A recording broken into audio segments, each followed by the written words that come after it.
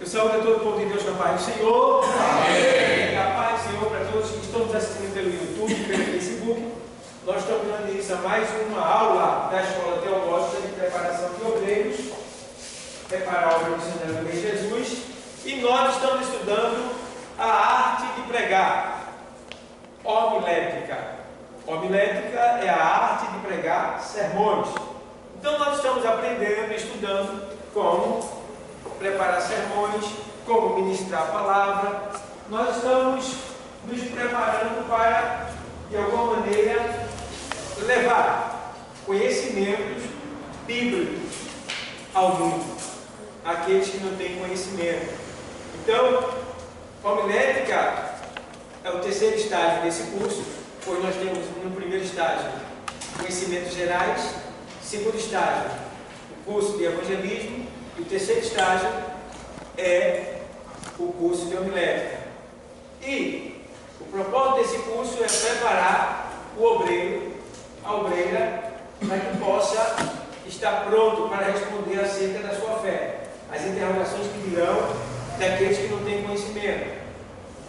Então, esse é o nosso propósito, é preparar o obreiro. Então, a gente está na introdução à homilética. Já estudamos semana passada, foi a primeira aula, e hoje é a segunda aula. Nós vamos continuar na apostila, se utilizando do primeiro ponto, que é as necessidades, ou seja, necessidades indispensáveis do pregador. Vamos aprender as necessidades indispensáveis do pregador, certo? Sabendo, porém, que eu mostrei semana passada, dá um zoom aí, minha câmera Gel, que o pregador, estamos estudando homilética, tem que ter algumas ferramentas para que ele possa se desenvolver melhor no seu sermão, para que ele possa trazer o sermão com informações reais, originais, certo? E é necessário algumas ferramentas, amém? É necessário algumas ferramentas para que ele possa se desenvolver melhor. Então, todo pregador, no mínimo, ele deve ter um dicionário, tá? Um dicionário bíblico. Eu estou aqui com um manual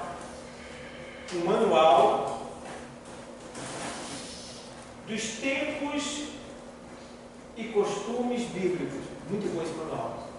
Quem não tiver, aconselho que compre. Então, o pregador deve ter um manual desse.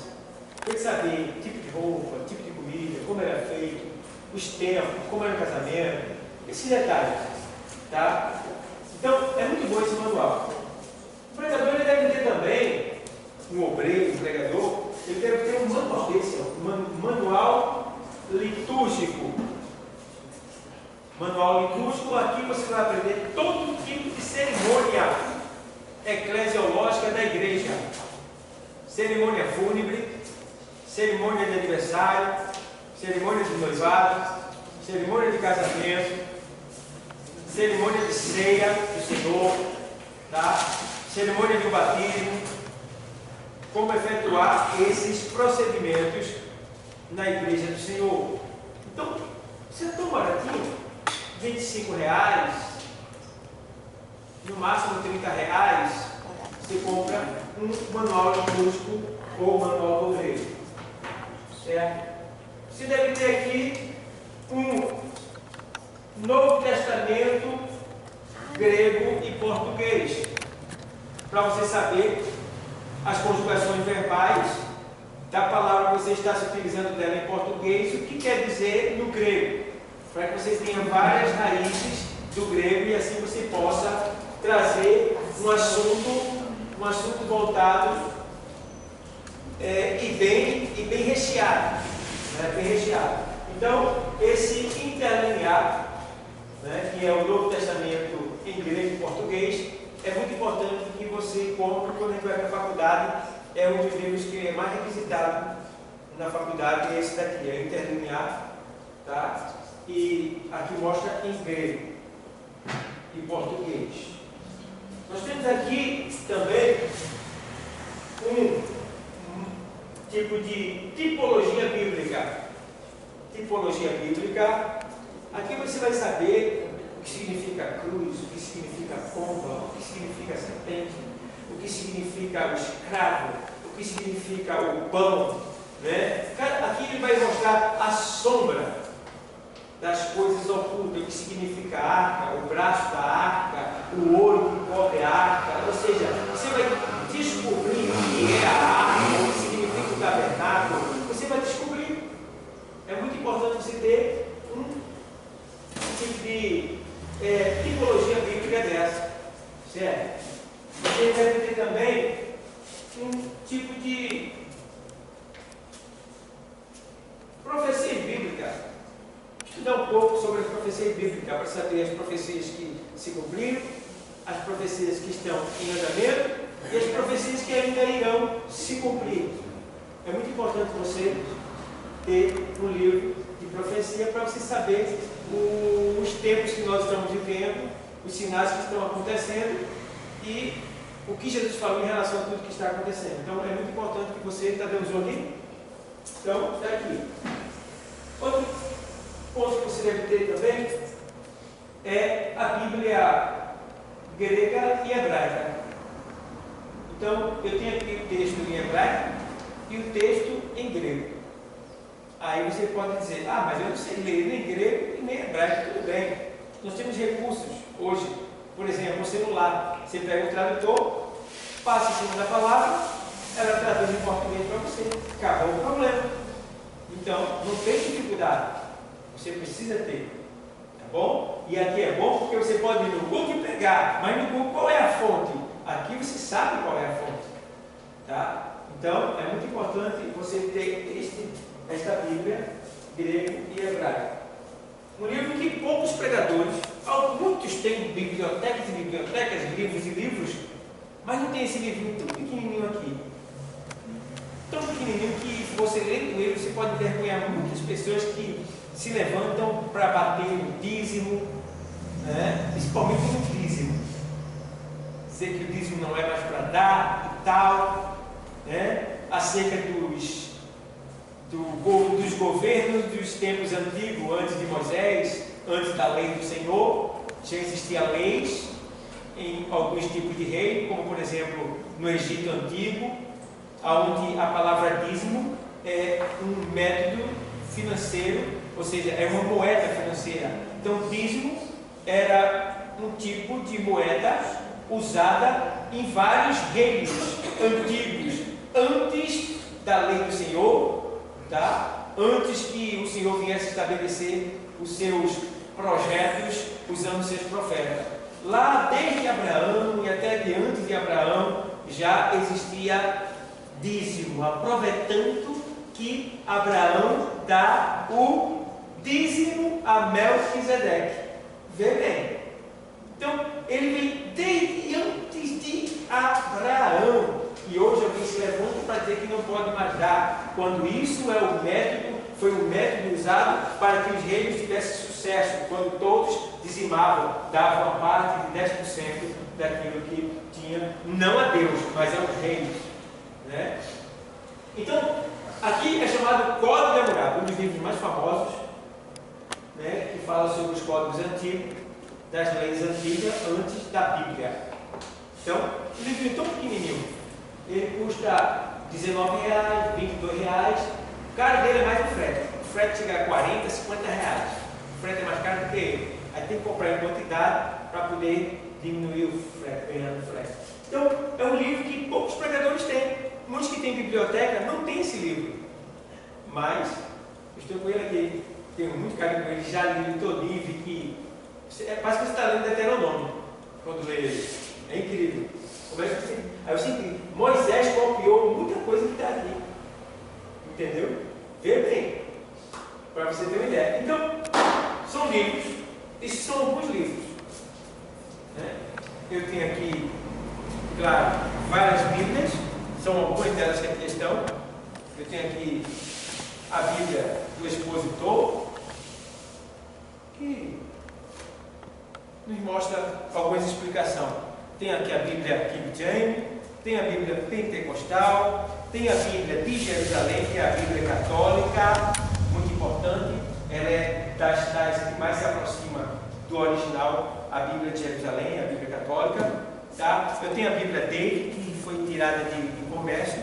Hoje, quem tem uma bicha dessa, quem quiser ela está mais ou menos uns 2 a 3 mil, porque ela sumiu do comércio, não está fazendo mais ela. Eu tenho as 2 dele, né, que foram lançadas. E alguns livros mais que tem, né, que não dá para trazer para mostrar para vocês, mas tem até alguns aqui na minha mala, aqui, por exemplo, aqui, tem esse livro aqui, ó, De Adão a Jesus, De Adão a Jesus, que a gente vende aqui na aula, os obreiros, né, e outros mais.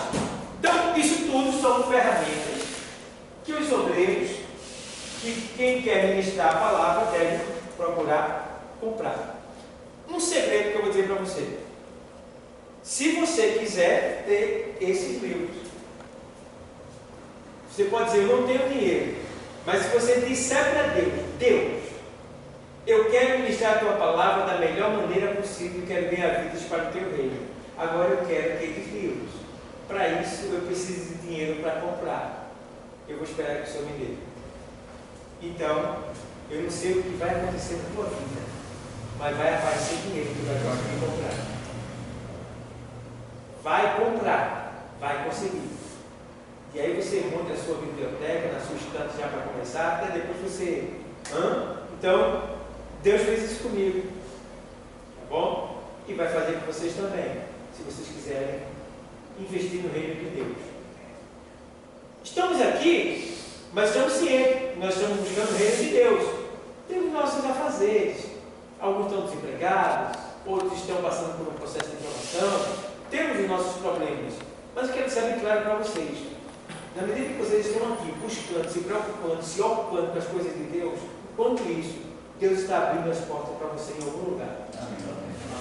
Algo está acontecendo, você não está vendo, mas pelo amor, pelo carinho, pela devoção, pelo compromisso com as coisas de Deus aqui, nesta noite hoje, porque não é só isso que você faz para Deus, mas pelo menos aqui, Deus me usa nesse momento para deixar bem claro para você que muitas portas estão se abrindo para que você possa prosperar. Não sei como, mas Ele tem poder para fazer, porque Ele é poderoso. Certo, pessoal? Então, só crer dessa maneira. Vamos agora entrar na introdução. As necessidades indispensáveis do pregador. Para que o pregador tenha êxito na tarefa de pregar a palavra de Deus, faz-se necessário ser o quê? Dependente de quê? Espírito Santo. Então, devemos ser dependentes do Espírito Santo. Tá bom? Devemos ser dependentes do Espírito Santo. O que é ser dependente do Espírito Santo? É você entender que você não tem nada se Ele não lhe der. Não tem nada se Ele não lhe der. Então, uma das coisas que eu sempre digo, leia a Bíblia e ore a Deus, para que o Espírito Santo te faça lembrar no momento devido. Leia, porque é Ele que nos faz lembrar de tudo aquilo que a gente lê. E não se exalte por ler a Bíblia. Não se exalte por saber. Não queira aparecer. Uma certa vez, um homem disse assim: quando eu subir ali, tu vai ver. Vou trazer uma palavra, tu vai ver a igreja pegar fogo. E ele foi chamado. E ele subiu de cabeça erguida. E quando ele leu o Salmo 23, simplesmente não aconteceu nada. E ele falou alguma coisa que na verdade não tocou em ninguém. Então ele subiu de cabeça erguida e desceu de cabeça abaixo. Aconteceu com o meu irmão. E ele, chamado um senhor de idade, velhinho.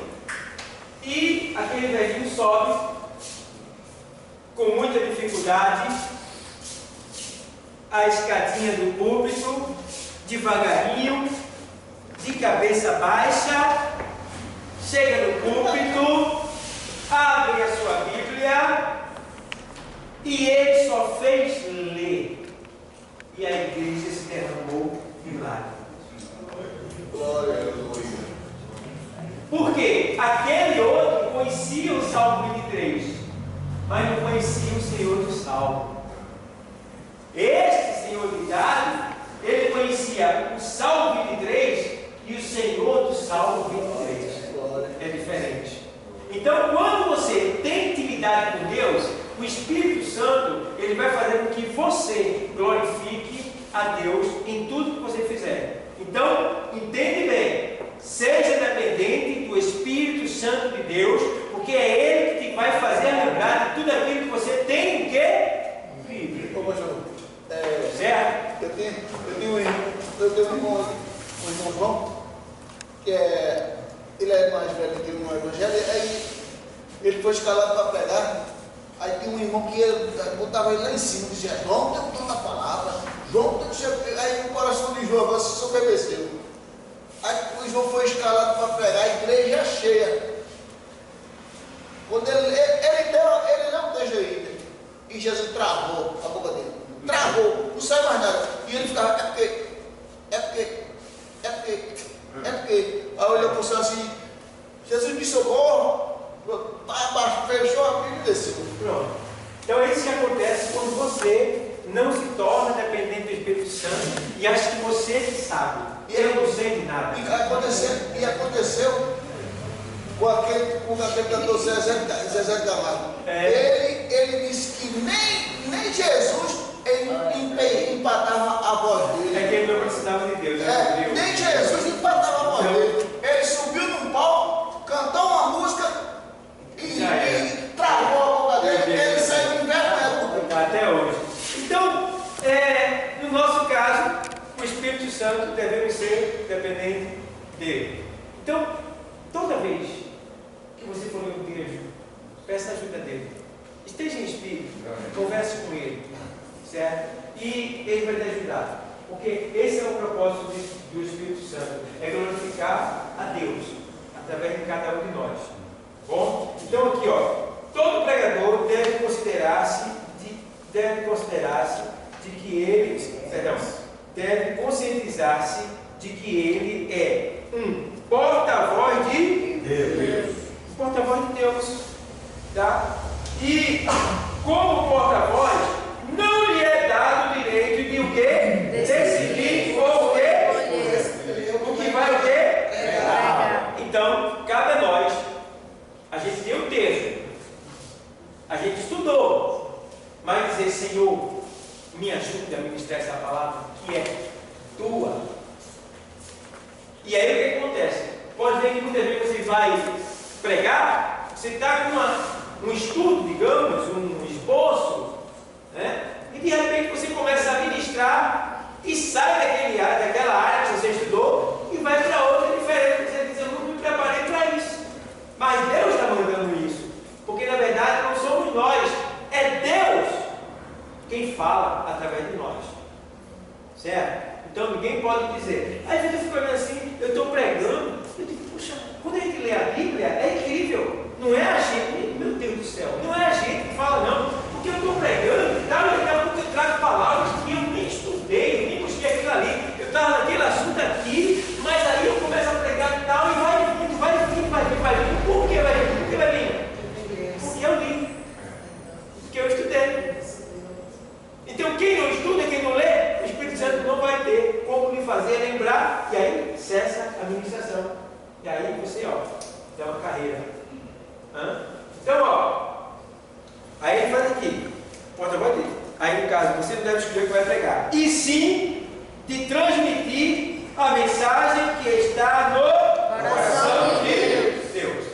Então você vai ver aí, Jeremias 1:9. E estendeu o Senhor a sua mão e tocou-me na boca, e disse-me o Senhor: eis que ponho as minhas palavras na tua boca. Deus falando com quem? Jeremias. Com quem? Jeremias. Deus está falando com quem, Caí? Jeremias. Com quem? Jeremias. Então, o que acontece? Deus está está colocando a sua palavra na sua boca. Está vendo? Salmo 81:10, vem? É 81:10 ou é 84:10? Que ele diz: Eu sou o Senhor, teu Deus, que te tirei da terra do Egito. Abre bem a tua boca e te encherei. Pronto, leia. Eu sou o Senhor teu Deus, que te tirei da terra do Egito. Abre bem a tua boca e te encherei. Aqui está. Certo? Você entender, Deus te encherei. Então, 81:10, né? Isso. Pronto. Então, o que acontece? Você precisa, essa expressão abrir a boca, quer dizer, é como se ele estivesse assim, tenha coragem de falar. Leu? Não fique com medo. Abre a boca. Abrir a boca não é. Essa expressão abrir a boca quer dizer, prega a minha palavra, fala o que eu estou mandando, abre a tua boca. Certo? Então, ó, vê Ezequiel 2, 6 e 7. Vai lá. E tu, ó filho do homem, não os temas, nem temas as suas palavras, ainda que estejam contigo sarças e espinhos, e tu habite entre escorpiões. Não tema as suas palavras, nem te assustes com os seus semblantes, porque são casa rebelde. Mas tu lhes dirás as minhas palavras, quer ouçam, quer deixam de ouvir, pois são rebeldes. Veja que coisa interessante.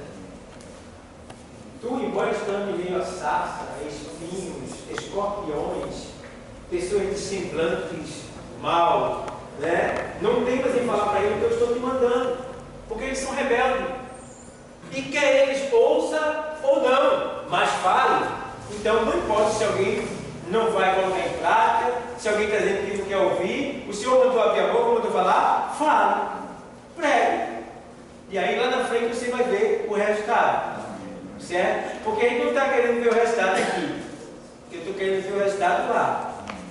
A gente quer ver esse, a gente quer ver a obra prosperar, quer. Tá? Mas o resultado maior é lá em cima, porque lá é a conclusão de tudo. Certo? Então, 1 Coríntios 2, 11 e 13. Aí falando sobre o Espírito e sobre a palavra. Porque qual dos homens sabe as coisas do homem, senão o Espírito do homem que nele está? Assim também ninguém sabe as coisas de Deus, senão o Espírito de Deus. Mas nós não recebemos o Espírito do mundo, mas o Espírito que provém de Deus, para que pudéssemos conhecer o que nos é dado gratuitamente por Deus, as quais também falamos, não com palavras que a sabedoria humana ensina, mas com as que o Espírito Santo ensina, comparando as coisas espirituais com as espirituais. Certo? Então veja que aí o Senhor está usando o apóstolo Paulo para deixar bem claro que quem conhece a intimidade de Deus é o Espírito dele. Espírito de Deus. Então a gente precisa ter contato, intimidade com quem? Com o Espírito Santo, para que através dessa intimidade, desse contato, ele possa nos usar, trazendo de Deus as revelações do coração de Deus para a nossa boca, para o nosso ser, para que assim através de nós as pessoas possam ser alcançadas. É costume quando eu vou orar, eu vou pregar, eu dizer, Deus, me use, Deus, de maneira que as pessoas possam ser tocadas no seu íntimo e que elas venham sentir que é o Senhor que está falando com ela. Tem que estar sempre em espírito de oração. Então, veja, quem conhece as coisas de Deus? O Espírito de Deus. Então estamos falando sobre o Espírito Santo. Ele precisa ter muitos erros desse Espírito Santo. Eu sei que todo dia a gente erra, a gente falha, mas o bom é a gente reconhecer nossos erros e nossas falhas. O bom é a gente não ficar prostrado. O bom é a gente lutar para não cometer aquele mesmo erro que a gente cometeu ontem. Ainda que você erre, cometa, repete ele, mas também do mesmo jeito, repete o grito de socorro, pedido de misericórdia, vai dizer, Deus me ajuda, eu errei de novo, você não quer continuar no erro, me dê força, me dê sabedoria, me dê vitória contra a minha carne. Seja sempre falando com Deus, sempre conte para Deus. Olha, irmão, conte para Deus os seus segredos, suas fraquezas, seus pecados. Diga para Ele, que aí você vai ser amigo dele. Tem gente que esconde o pecado, esconde os segredos. E não existe nada oculto diante de Deus. Hebreus 13 diz que todas as coisas estão nuas e patentes.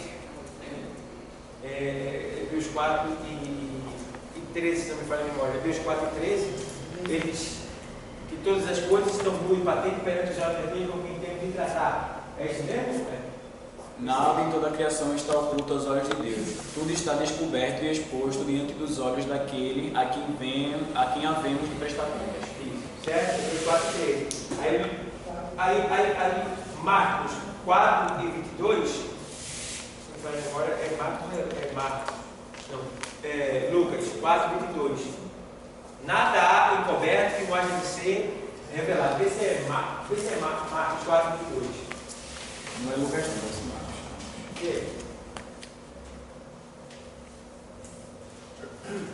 Nada há encoberto que não haja de ser revelado.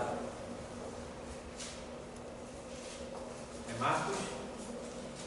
Isso. É isso? Marcos 4, 22. Marcos 4, 22. Nada há encoberto que não haja de ser revelado. Então, não é melhor você revelar logo para Deus? Porque ele vai dizer, quando o diabo te acusar, alguém tentar te acusar, Deus já vai dar sobre aviso já. Eu sei que ele é assim. Ele disse o que para mim. Certo? Isso eu digo. Aí eu me lembro da história dos dois irmãos. A menina e o menino. E o mordomo da casa. Aí o menino, filho do rei, tinha o mordomo da casa, cuidava de tudo. E um certo dia esse menino, filho do rei americano, pegou lá, por acidente, e matou o cisne negro do rei, seu pai. E ele pegou e enterrou o cisne sem ninguém ver. Mas o mordomo viu. Aí quando ele chega, o mordomo diz, vai lavar os pratos. Ele disse, não, você que é meu empregado, você que é o mordomo, é você quem vai levar. Aí o mordomo disse, se você não for lavar, eu digo para o seu pai que você matou o cisne dele. E o menino olhou assim e foi lavar os pratos. Agora vai a casa. Não, vai a casa. Olha, se não for, eu digo. Varreu a casa. Varreu o quintal. Mas se você não for, eu digo. Varreu o quintal. E Tom fazia as coisas. Ele mandou só explorando ele. E ele já não aguentava mais isso todo dia. Teve um dia que ele parou assim, respirou, ofegante, e ele disse, não, peraí, tá aí mais. Aí foi lá, procurou o pai dele. Pai, eu quero falar com o senhor. O que foi, meu filho? Eu tenho um negócio para lhe contar, um segredo, mas... Vai, meu filho, diga, o que é que você quer? Olha, é que o senhor sabe aquele seu cisne negro que sumiu? Você lembra? Lembro, meu cisne negro, lembro. Gostava muito dele. É porque, pai, olha, assim, eu queria dizer que quem, sem querer, né, foi eu que matei seu cisne negro. E eu peguei ele e enterrei lá atrás, sem ninguém ver. Aí o pai dele disse, filho, eu estava na janela quando você estava enterrando ele, eu já sabia já. Eu só estava esperando você vir falar comigo. Não tem problema não, está tudo certo. Então, o que quer dizer isso aí? Quer dizer que quando você não confessa com seu pai, você se torna um escravo de Satanás.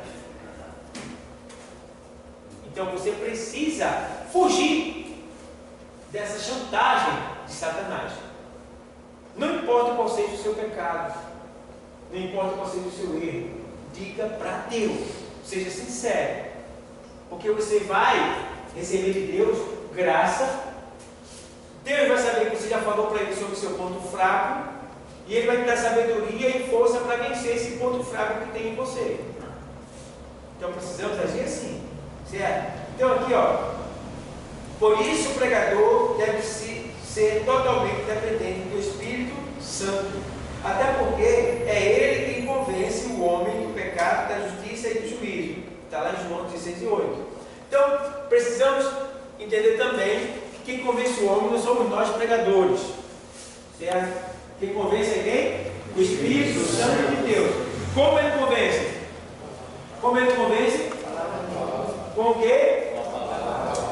É com o quê? Palavra. Vocês têm certeza? É. Hã? Sim. O Espírito Santo ele convence com o quê? Palavra. Vocês têm certeza do que estou falando? Sim. Porque alguns estão com dúvida ainda. Hã? Certo. Então, ele convence usando a palavra. Tá bom? Então, a gente precisa estar ciente que não somos nós que vai obrigar ninguém a aceitar Jesus.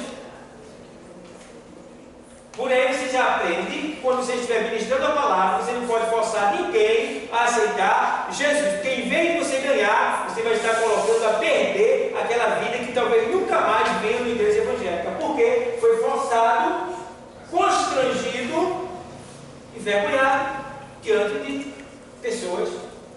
Então, outra coisa, você pode ser envergonhado também como ministro. Ele pode ser uma pessoa que diga assim: é obrigado a aceitar, eu vim só para ajudar o mundo. E agora? Se ele der um fora em você, o que é que você vai dizer? Vai discutir com ele? Passasse vergonha, porque tu não pode falar mais nada em relação a ele. A única coisa que você pode fazer: então me perdoa, filho, é para o teu bem que eu estou te convidando, só isso mesmo. Pronto. Pedir perdão, ser humilde. Mas será que todos têm essa capacidade de ser humilde e pedir perdão? Na hora de for repreendido por alguém que na verdade foi tratado de maneira incorreta, incoerente dentro da igreja. Então, para que você não venha ser envergonhado também, porque está causando vergonha. Por isso que o convite que nós, como pregadores, fizermos para uma pessoa visitante da igreja, ou em qualquer lugar que você estiver, deve ser feito no sentido coletivo. O que é um convite no sentido coletivo? É você perguntar de certa forma. Tem alguém ali, você diz assim: você aí, você quer aceitar Jesus? Você que está no visitador hoje, você é de camisa vermelha, camisa azul, você quer dizer? Não, está errado. Você não pode convidar a aceitar Jesus de maneira assim, individual, assim, particular, incisivamente apontando, mostrando a pessoa. Não. Você deve fazer o convite no sentido coletivo. Por quê? Quem convence é quem? Usando o quê? Muito bem. A palavra não foi ministrada? Então, esse trabalho aí, quem faz é a palavra e o Espírito Santo. Se a palavra e o Espírito Santo não foram suficientes para fazer aquela pessoa se levantar e aceitar Jesus, você não vai conseguir.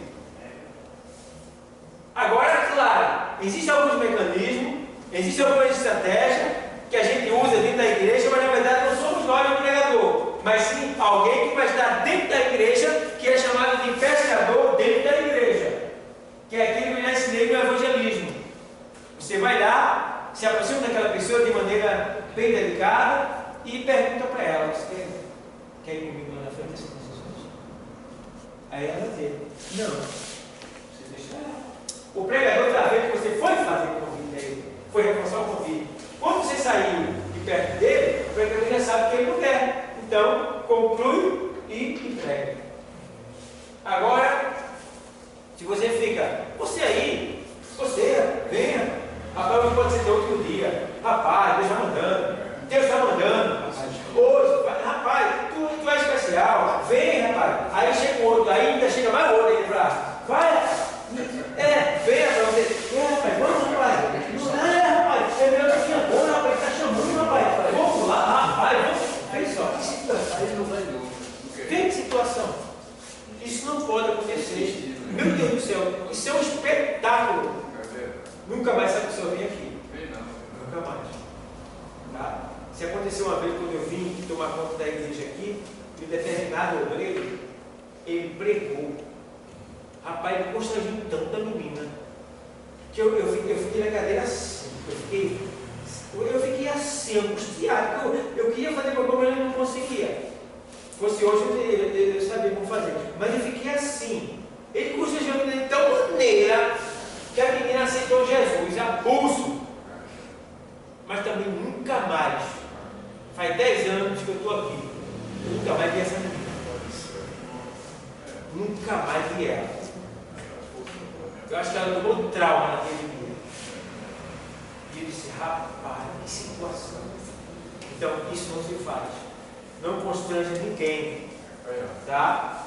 Não constrange ninguém. Tem que ter sabedoria para ganhar vidas.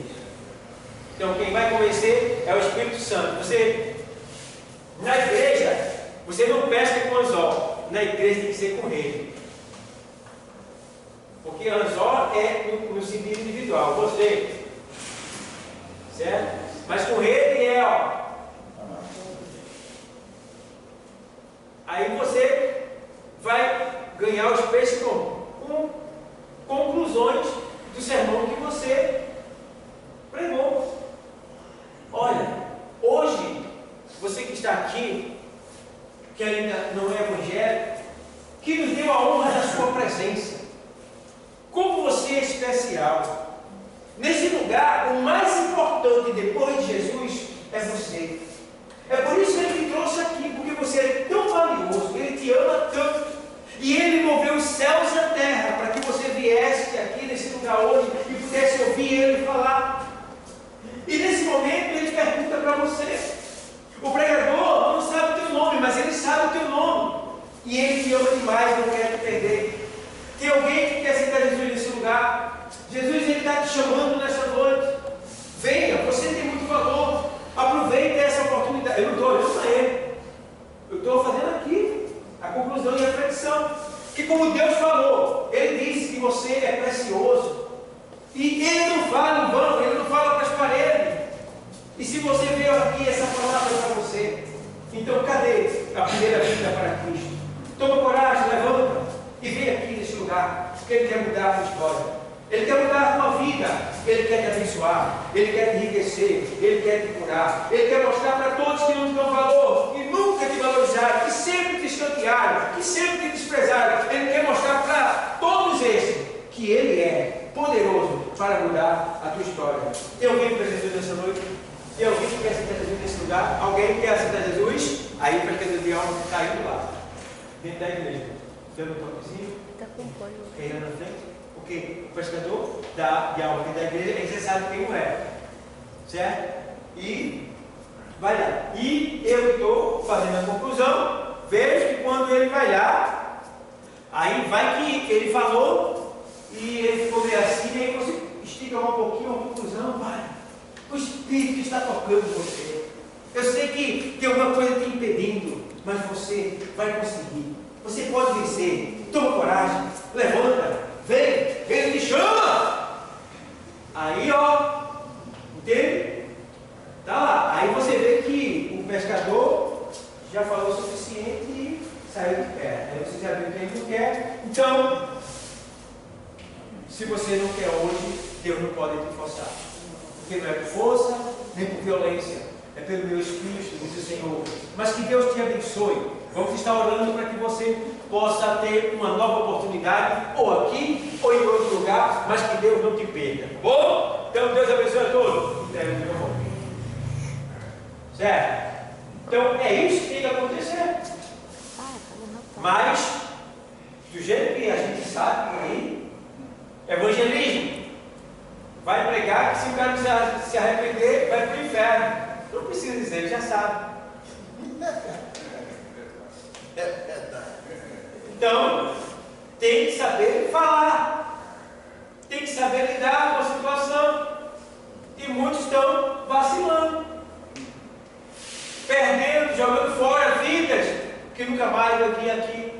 Que vão criticar os crentes porque não soube falar. Então, quem convence é quem? O Espírito Santo. Pronto.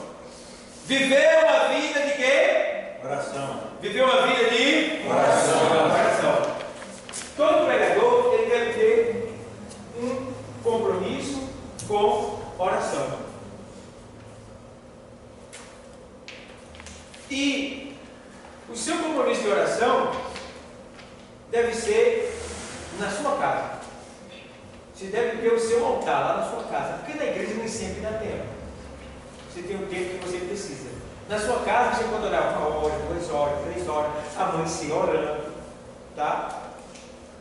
Se for de dia, bota o telefone em modo avião e ora.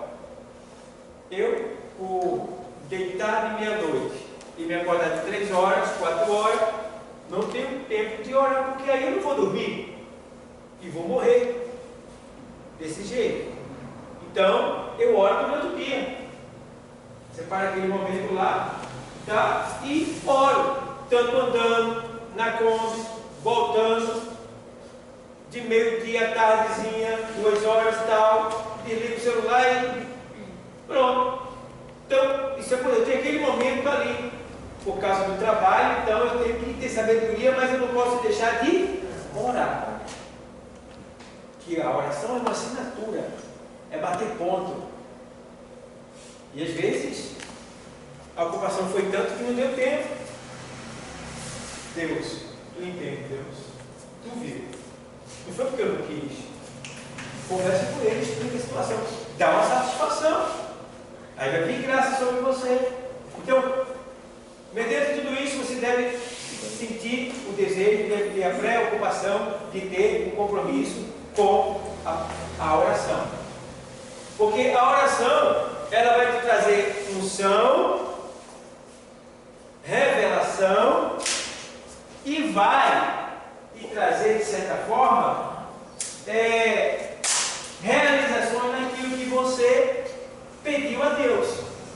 Então, digamos, você vai ministrar uma igreja para jovens. E aí você vai e ora. Você ora, Deus, eu estou indo, Deus, ministrar uma palavra lá. A palavra é essa. Eu queria que o Senhor fosse comigo. E eu queria que, quando eu ministrasse essa palavra, você utilizasse dela e de mim também, e salvasse algo. E eu queria te pedir também que, quando eu estivesse pregando, o Senhor estivesse estendendo as suas mãos e curando, e libertando, e fazendo o milagre acontecer. Eu te peço isso em nome de Jesus, venha comigo. Ser humilde, procurar ter contato, estar ligado com Deus, tá bom? Então, precisamos ter esse cuidado, esse zelo. E aí, viver uma vida de oração, preparar o sermão exige muito mais do que o quê? Exige muito mais do que isso. Eu estou te dando aqui as técnicas, algumas formas, mas você vai precisar de algo mais.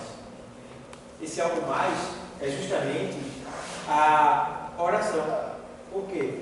Uma oração, você vai receber, você vai poder ter a revelação de caminhos pela palavra que vai fazer com que você alcance pessoas que, na verdade, você não mais alcançaria se não tivesse orado.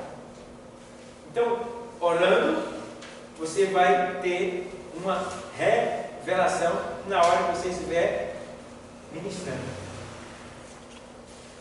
Estou ministrando. Aí, estou ali, ministrando a palavra. Eu sei que o que eu estou falando está na igreja. E não só na igreja, como está sendo filmado, também está lá do outro lado. Então, alguém que está aqui, Deus está dizendo para você, segundo a sua palavra. Porque tem gente que para a partir assim, Deus está dizendo para você assim, assim, assim. Não. Só diga se Deus estiver dizendo mesmo para você, mandando.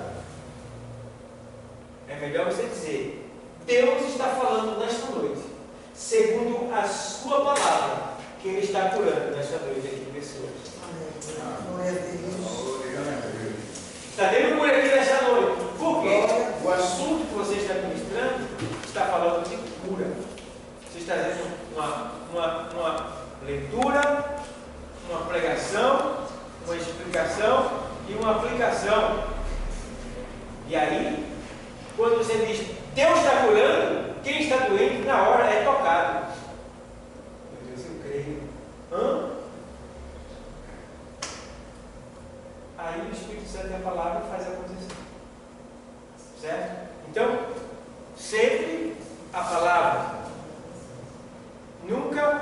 Deus está mandando te dizer: cuidado. Deus me disse: cuidado. Agora, quando eu leio a palavra, eu tenho segurança de falar.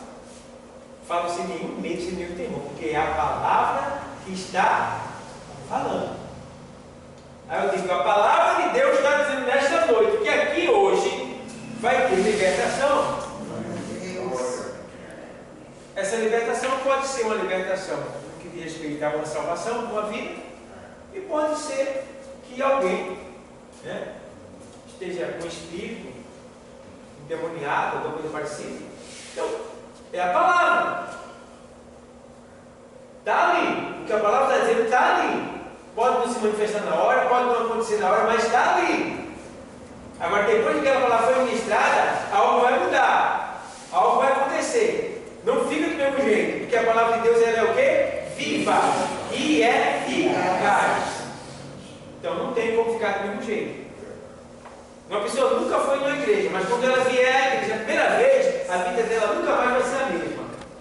Porque o que ela vai ouvir é uma palavra que é viva e que vai com ela. Entendeu? Então, existem alguns lugares que você for, você vai chegar ali naquele local, e quando você sair, você vai sair cheio de entidades malignas com você. Você já sabe o que eu estou falando. Mas aqui, quando você sair, você vai sair com uma palavra de vida. Glória a Deus. É diferente. Aqui se revela que está oculto, escondido. Aqui se cura a cegueira de todos que estão no mundo, porque o Deus desse século cegou o entendimento. Porque quando a pessoa vem para cá, os olhos dela, a cegueira dela começa a ser curada. Por quê? A palavra vai tirando, mostrando para ela, revelando o que está escondido, o que é pecado, quem é Deus. Isso é a cegueira sendo curada. Certo? Então, temos que ter esse cuidado. Oração. Oração. Ou seja, preparar o sermão exige muito mais do que técnicas de homilética. Exige tempo, meditação e principalmente o quê? Oração. Os sermões mais poderosos são aqueles que, antes de serem pregados, são o quê? Apresentados a Deus. Através de quê? Muito bem. Vamos ver um sermão apresentado a Deus. Atos dos Apóstolos 1:14. Todos eles se reuniam em oração com um só propósito, acompanhados de algumas mulheres e também de Maria, mãe de Jesus, e os irmãos dele. Ó, vê só. Todos eles estavam no cenáculo, né? Unânimes, em oração. Eles estavam lá, orando. Veja bem. E quem ora, recebe. Sabem, porém, uma coisa.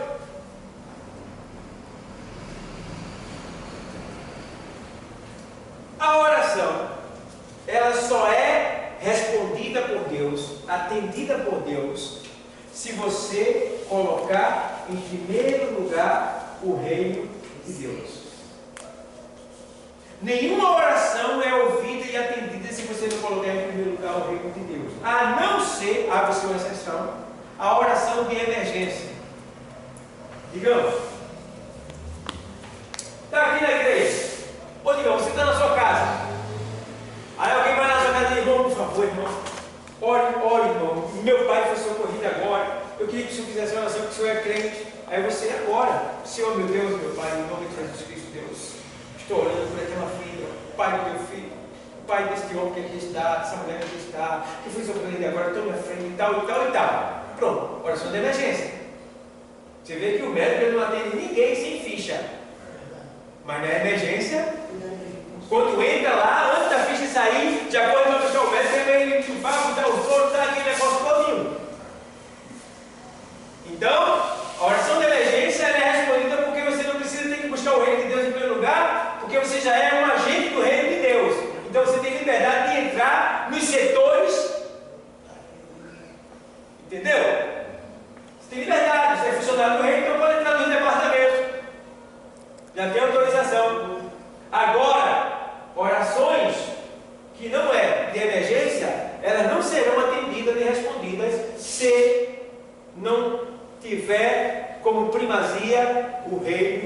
Deus.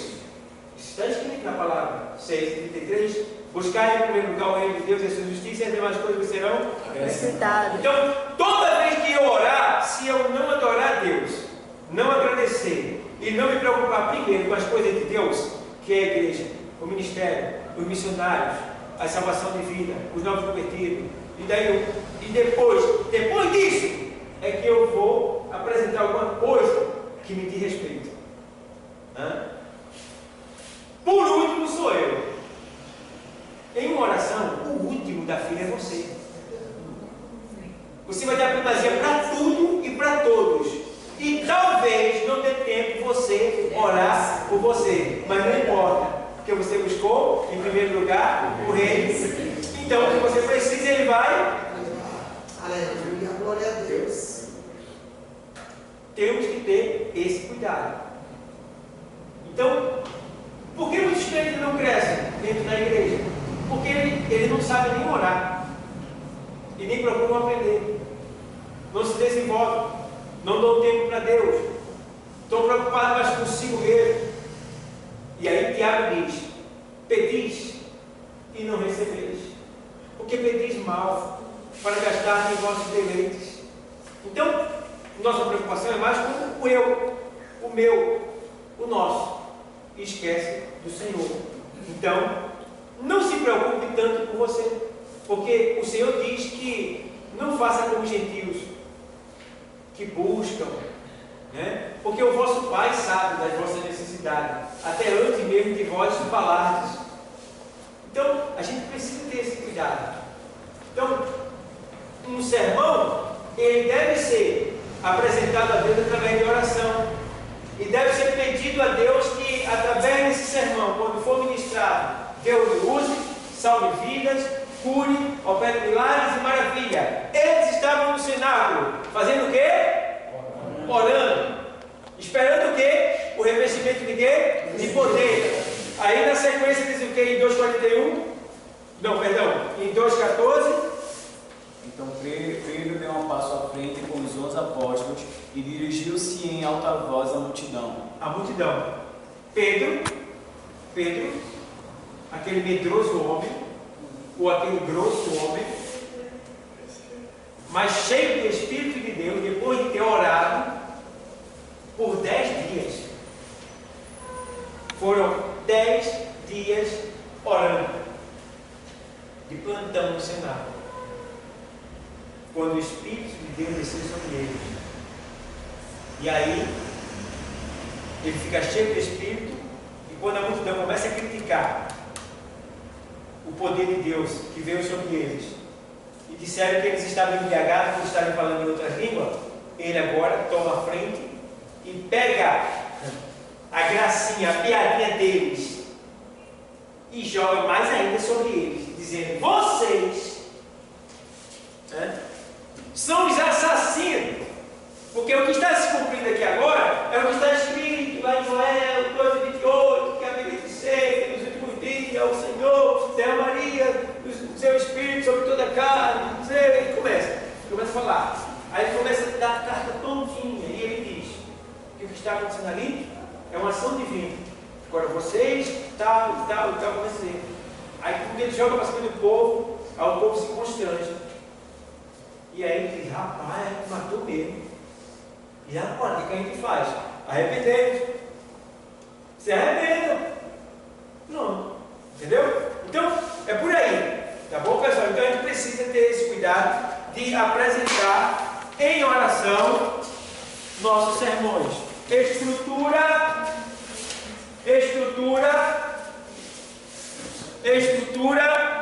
de um sermão. Estrutura de um sermão. São várias. Tá? Isso tudo é usado para a estrutura. O formato, a preparação de um sermão, uma pregação. Então, tem aqui oração, ponto. Claro, você vai ter que respeitar o ponto que está lá nessa escritura. Né? Os pontos, vai ter que saber dividir os pontos. Aqui fala de cego, aqui fala da casa de Á, aqui fala do total. Tem os pontos. Respeitar os pontos. Unidade do sermão, saber unir, né? A unidade do sermão, ordem, tudo por ordenança, tudo organizado. Aqui, ó, movimento, tanto se refere ao movimento espiritual como o movimento dinâmico do seu corpo, gesticulação, tá? Movimento corporal, tá? Aí vem fidelidade textual, não fugir do assunto que você está falando. Começa a falar de cego, daqui a pouco vai falar de água encanada lá na frente, tem nada a ver. Ô, meu, você está aprendendo sobre o quê?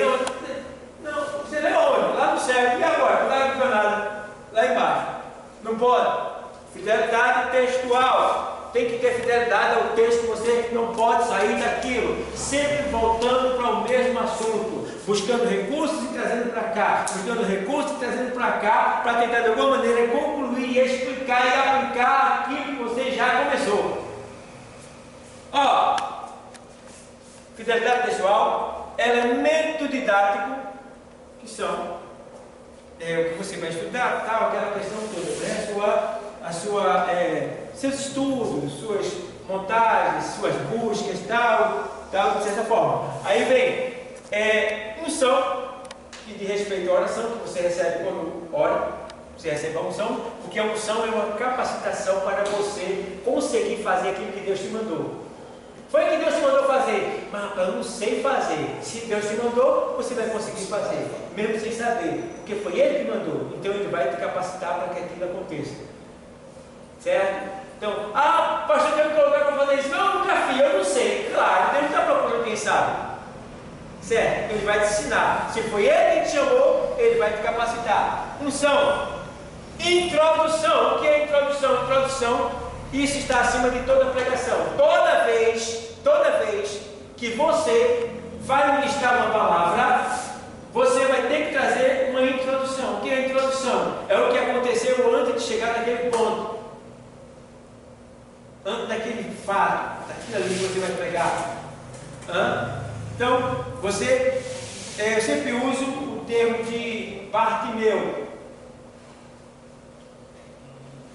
É comum as pessoas pregarem sobre Bartimeu e não entender que ali é dois nomes que tem: Bar e Timeu. Bar é filho, Timeu é alguém. Pontos. Aí, Bar, pontos. Timeu, duas pessoas. O cego, Bar, Timeu. Você tem que se comportar com isso. Bar, Timeu. Procura o que é Bar e procura o que é Timeu. Aí, você vai trazer uma introdução. Quem é Bartimeu? Antes de você pregar sobre Bartimeu. Bartimeu é quem? É quem? Filho de Timeu. E ele é o quê? Cego. Por que ele é cego? Porque ele é Por causa da cego. guerra. E o nome dele é Bartimeu? Não. Como é o nome dele? Timeu. Cego. Cego. O nome dele é cego. O cego, filho de. O cego, filho de Timeu. O cego, filho de Timeu. Bartimeu, sim. Que eu conhecimento assim que eu tive, ele era de uma linhagem de uma família, vamos assim, para dar um entender, se eu estiver errado, o senhor pode me corrigir. Falava-se muito, assim, o pastor Dário tem um nome já famoso. Então, olha, esse aí é filho do pastor Dário. Então, assim, sempre. Vamos lá, vou explicar mais. Quem era Timeu? Timeu foi o capitão ou general do exército israelita. Timeu, general do exército israelita. E se aposentou como general, bem sucedido. E se tornou-se um grande comerciante. e ficou muito rico. Mas o exército de Roma invadiu Israel e confiscou a riqueza de todos esses militares. Então, Timeu, o general, perdeu tudo que tinha: aposentadoria, comércio, dinheiro, porque Roma confiscou tudo. E aí ele se revolta, monta um pequeno grupo e vai contra o exército de Roma. E perdeu. Não tinha como vencer o exército de Roma pela força. Era um exército poderoso. Só o amor poderia vencer o exército de Roma. Então, ele foi morto e o seu bando com ele. E, quando isso acontecia, Roma pegava a família como escrava. E os filhos homens cegava, não matava, cegava. E colocava diante da sociedade. Para que todos que vissem não se levantassem contra Roma. Então, essa é a história de Bartimeu, o cego, filho de Timeu. Certo? Então, isso é o quê? Uma introdução. Então, eu vou pregar sobre Bartimeu e vou dizer: quem é Timeu? Quem é Bartimeu?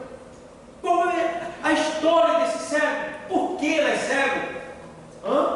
Por que ele está pedindo esmola? E aí você vai trazer essa introdução do que aconteceu antes dele ser cego. Quando chegar na parte que ele é cego, terminou a introdução, agora você vai entrar na pregação.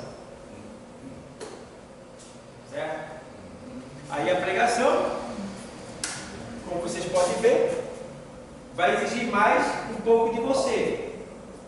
A introdução, agora vai ter a pregação. Porque a pregação é a leitura, você vai ler, vai explicar e depois vai o quê? Aplicar. Aplicar. O que é a aplicação? A aplicação é você pegar o texto e assemelhar a vida da pessoa. Então, assim, nesta noite, como o Senhor, Ele curou este cego, nesta noite, a tua cegueira está sendo curada. Talvez você não seja um cego físico, mas um cego espiritual. Pode ser que na tua vida esteja tudo escuro. Pode ser que você não esteja tendo a visão exata de para onde ir, de o que fazer. Quem sabe você não consegue sair do lugar.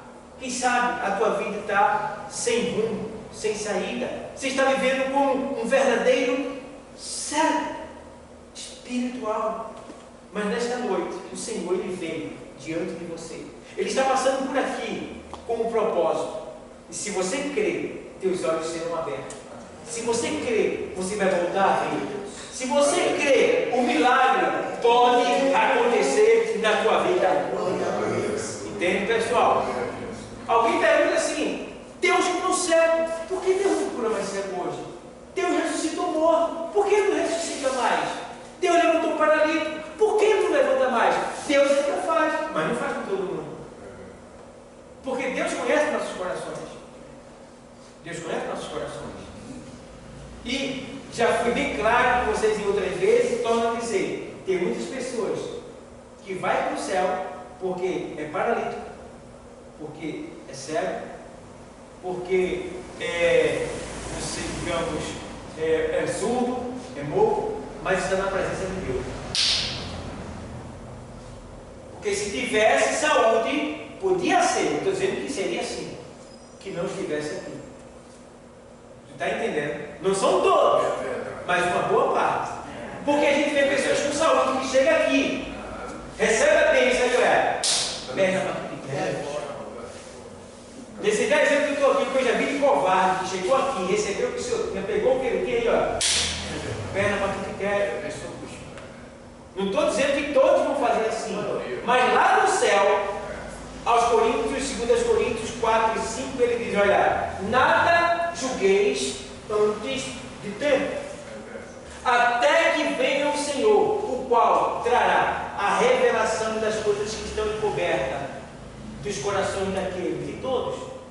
Ele trará a revelação e a explicação. Então muitos chegaram lá: Senhor, eu estava na tua casa, eu fui cego e o Senhor não abriu meus olhos. O Senhor tinha poder e não fez. Por que o Senhor não fez? Aí ele vai dizer: porque se eu fizesse isso, filho, o Senhor estaria aqui comigo agora. Senhor, eu andei me rastejando, cadeira de rodas, paguei um preço terrível lá embaixo, não saí da tua presença, e o Senhor não me levantou da cadeira de rodas. Por que o Senhor não fez isso? O Senhor não poderia fazer? Não tem poder para isso? Por que, filho? Se eu tivesse levantado da cadeira de rodas, tu teria ido para muito longe de mim e não estaria aqui agora comigo. Então, tem muitas pessoas que estão sofrendo na presença de Deus, e Deus vai deixar, porque é isso que vai fazer com que elas cheguem lá.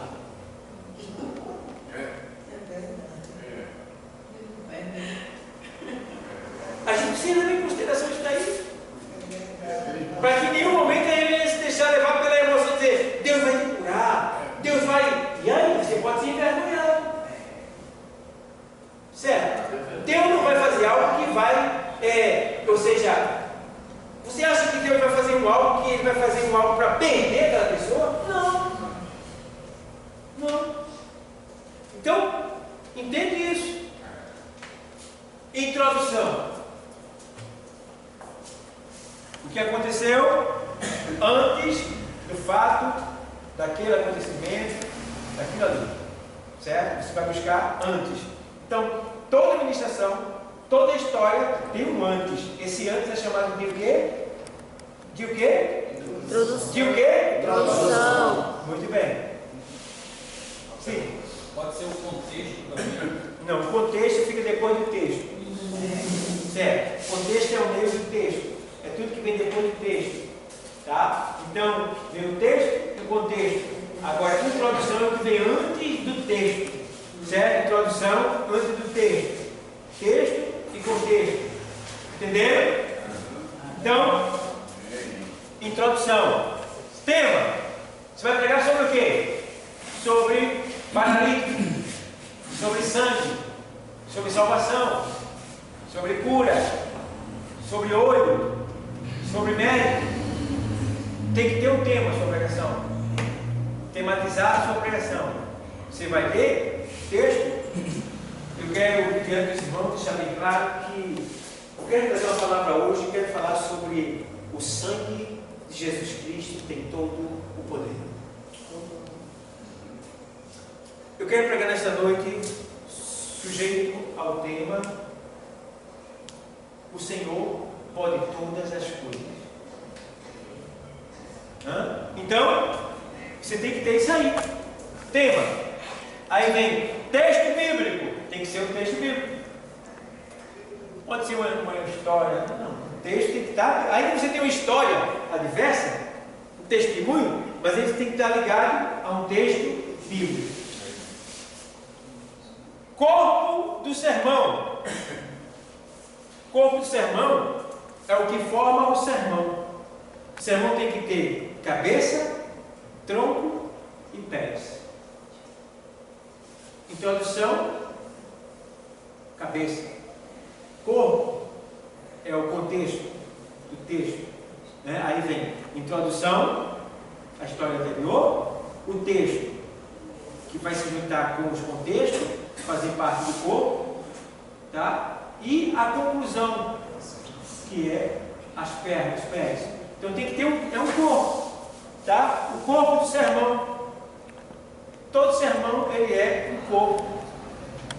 Tem que ser composto de cabeça, tronco e aí vem divisões. As divisões do sermão. Você vai pregar sobre a mulher do fluxo de sangue. Aí tem a mulher do fluxo de sangue.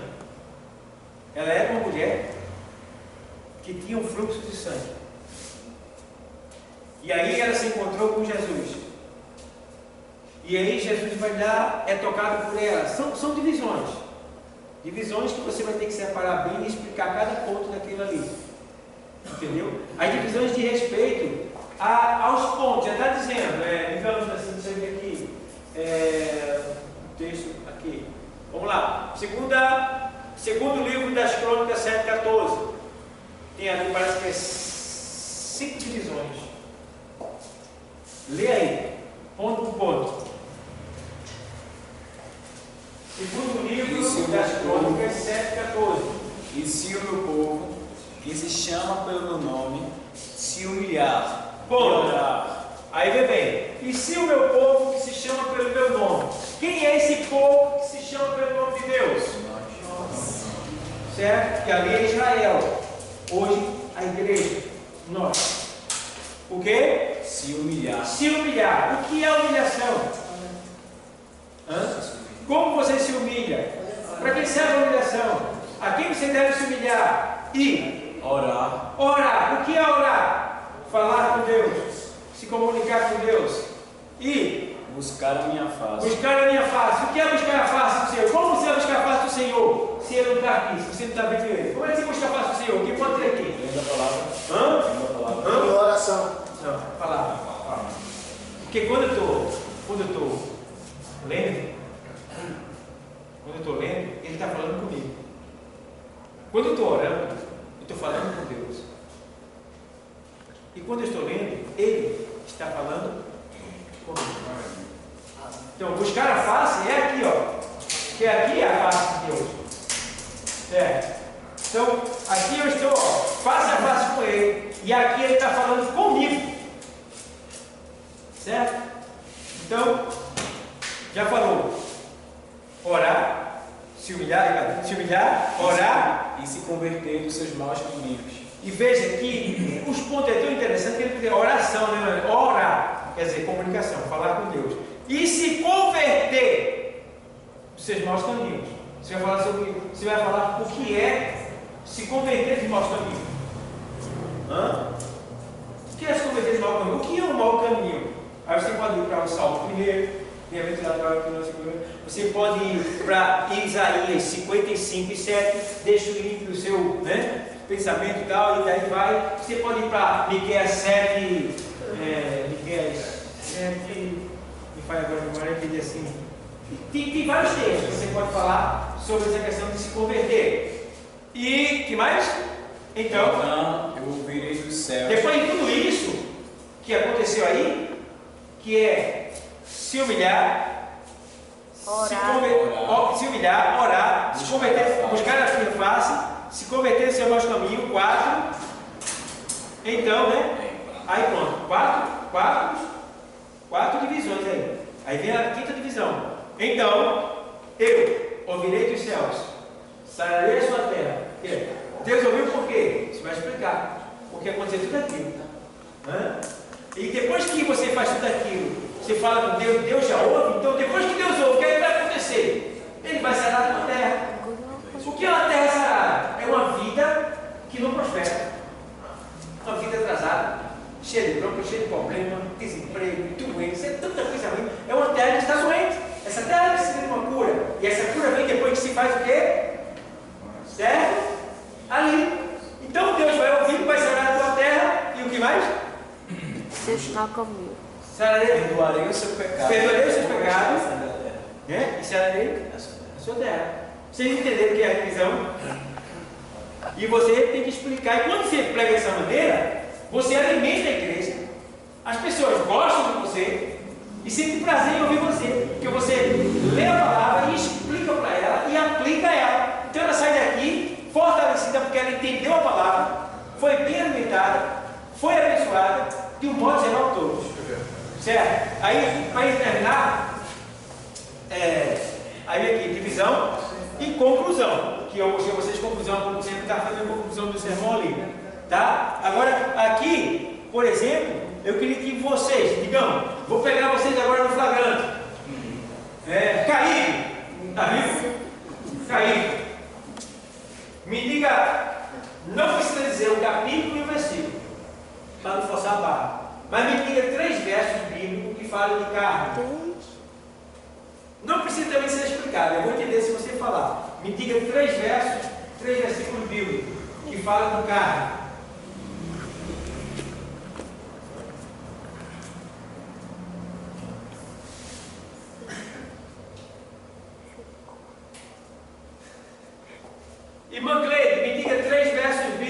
fala de carne?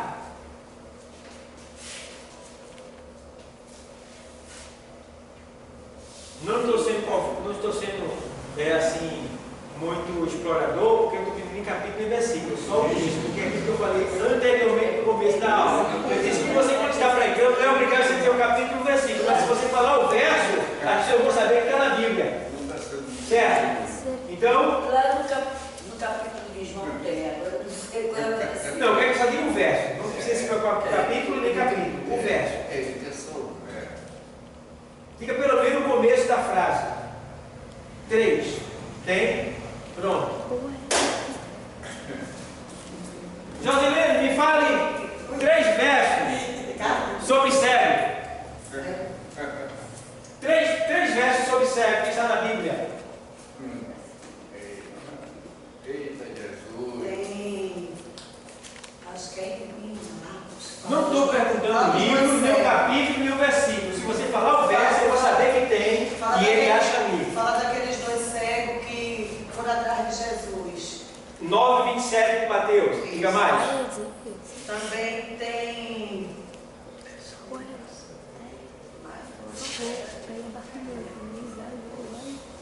Tem esse cego que a gente falou agora, né? 10:46 de Marcos. Diga mais.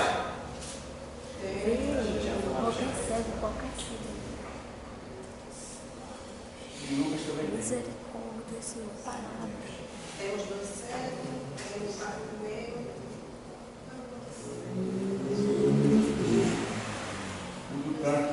Peraí. Só lembrando de 2. Muito bem. Estou devendo muito. Estou devendo. Tá bom. Tem muito cego na vida. Tem muito, viu? Mas, tudo bem. Vamos lá. Pelo que ela tentou. Acertou 2. Vamos lá. Nosso irmão Antônio me deu 3 versos que falam sobre palavra.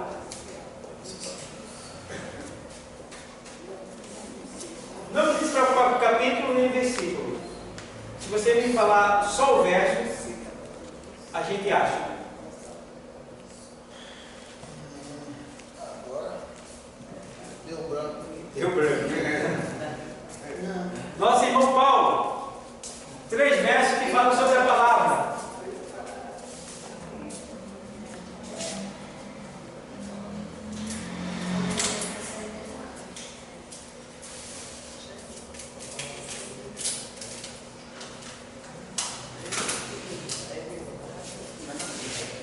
Nosso irmão Robson, 3 versos que falam sobre carne. É só 3. E não estou cobrando de vocês além da conta, porque eu quero capítulo e versículo, ainda não. Mas se vocês me falar o texto, digamos assim, no princípio criou Deus os céus e a terra. No princípio era o verbo estava com Deus e o verbo era Deus. E daí vai. Aí a gente vai saber, a gente acha. Por quê? Eu quero estimular vocês a preparar assim. Antes está falando que Deus pede a tua palavra, luz. Isso é um. Isso aí é o Salmo 119, verso 103, verso 105 a 103, né? Pastor, Efésios, que fala. Diga mais, só um minutinho. Que fala da palavra. Tem mais? Então, o que é que eu estou. Efésios que fala a respeito do que não é nem com sangue, que a gente está lutando não é nem com sangue, nem é com a carne, mas sim com o espírito protestante. Está falando sobre a carne. Sobre carne. Porque nossa luta não é contra carne e sangue. E sim 112 de Efésios. Então, o que é que acontece? O que é que eu estou fazendo com isso aqui com vocês? Vou continuar fazendo isso até o final da aula. Porque eu estou estimulando vocês a trazer E Deus quer falar também sobre o espírito também. O espírito está pronto, mas a carne é fraca. Muito bem. Sobre carne. Então, aí a gente precisa estimular a hermenêutica em nós. E a hermenêutica é isso daí. É você tentar trazer, por quê? De uma hora para outra você vai fazer uma administração Então você tem que se lembrar, e veja que eu não estou cobrando capítulo e versículo.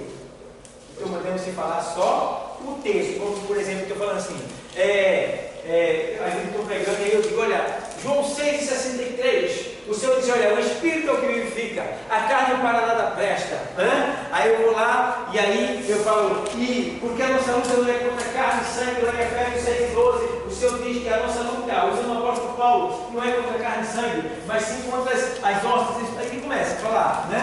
E aí você começa a referir aqueles textos ali, falando como ele é. Por exemplo, eu li bastante a Bíblia na minha mocidade, né? E ainda leio ela. Agora hoje eu não leio tanto como lia, eu estudo ela diferente, porque eu prego e tal, ensino, aí eu estudo mais do que leio, certo? Tem que fazer os dois. Então quando li ela ficou dentro de mim, principalmente a versão Almeida. Quando alguém fala em outro texto, eu fico procurando assimilar com o meu, porque dentro de mim está a versão Almeida. Então, o que acontece? Eu até esqueci de alguns capítulos e versículos, mas eu lembro do texto. E quando eu estou pregando, vem. Aí eu digo, a Bíblia diz assim. Aí quando eu digo assim, o Espírito Santo me faz lembrar, porque como eu já li, aí ele tira lá de dentro. Aí termina no final da frase dizendo, está lá em tal livro. Está lá em tal livro, o Espírito Santo vai ajudando. Certo? Mas é como eu estou dizendo a vocês. Não estou fazendo você ter o capítulo e o versículo, mas estou dizendo a vocês, estou tentando fazer vocês trazer o verso. Certo? E aí, lá em. Quer falar de Aquele versículo de João 1, princípio verbo deve chamar com Deus. Pode cair na palavra. o princípio é o verbo. O verbo está porque tem tradução. não. Entra não. Ali eu dizer assim, porque eu estou falando no sentido literal mesmo. Da palavra. Eu estou falando no sentido literal mesmo. Servo, carne e palavra. Certo, pessoal? Então, A palavra dele é tudo penetrante, fez da espada de dois homens também. 4:12 da carta aos Hebreus. Gálatas, capítulo 5:16. 5:16, digo porém, da espírito, não cumprirei a concupiscência da carne. Tá vendo? Se vocês falarem, eu lembro do texto, porque quando a gente lê a Bíblia, fica em nós, entendeu? Então, tem esse porém. Todos nós aqui precisamos ler mais a Bíblia. Estamos precisando mais de hermenêutica. Isso foi demonstrado no curso de evangelismo, nas abordagens, e está sendo demonstrado agora. Estamos na sala de aula, graças a Deus. Chegamos aqui, estamos sendo despertados para buscar mais o Senhor na sua palavra. Porque você vai sentir mais liberdade na hora que você estiver ministrando a palavra. Você vai ter mais harmonia com ela. E a Bíblia diz: procure apresentar-te a Deus aprovado como obreiro que não tem o que se envergonhar, porque maneja bem o quê? Certo? Amém? Amém. Eita! Que eu não falei agora, não vai faltar semana que vem, não, viu? Desculpa, pastor. Eu não levei Que eu não evangelismo, mas tu mora. Não deixar Deus trabalhar. Ó. Deus querendo preparar ou não, Deus. Deixa acabar. Mas, louvado seja. Então, que Deus continue abençoando a todos. Estamos estudando homilética, aprendendo a arte de pregar sermões, e com certeza Deus está nos ajudando bastante, vai continuar nos ajudando nessa aula. Deus abençoe a todos. Amém.